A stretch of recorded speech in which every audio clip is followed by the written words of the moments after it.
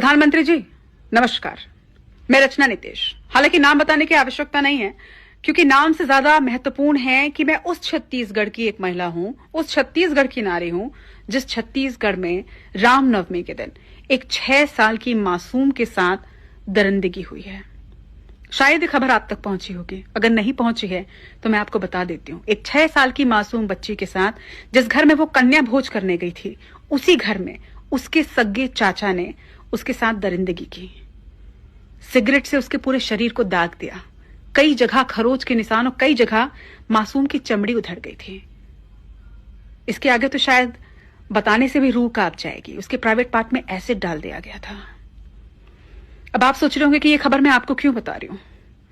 एक पत्रकार होने के नाते हम लोग आए दिन रेप की खबरें पढ़ते हैं, लेकिन आज दिल बहुत बेचैन है। 6 साल की मासूम के साथ इतनी दरिंदगी और उसके बाद उसकी हत्या कर दी गई है।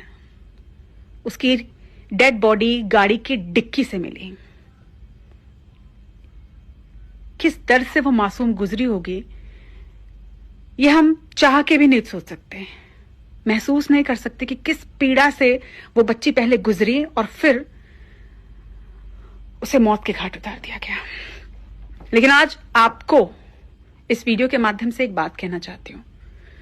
इस देश की आधी आबादी यानी हम महिलाएं आज चाहती हैं कि जिस तरह से आप लगातार फैसले ले रहे हैं, जिस तरह से आपने भारत को स्वच्छ भारत बनाया, जिस तरह से आपने इंडिया को डिजिटल इंडिया कर दिया, जिस तरह से आपने 3 तलाक का बिल लाया, जिस तरह से आर्टिकल 370 हटाया, जिस तरह से वक्फ संशोधन बिल को कानून बनाया, इसी तरह से एक फैसला और ले लीजिए सर, बस एक फैसला।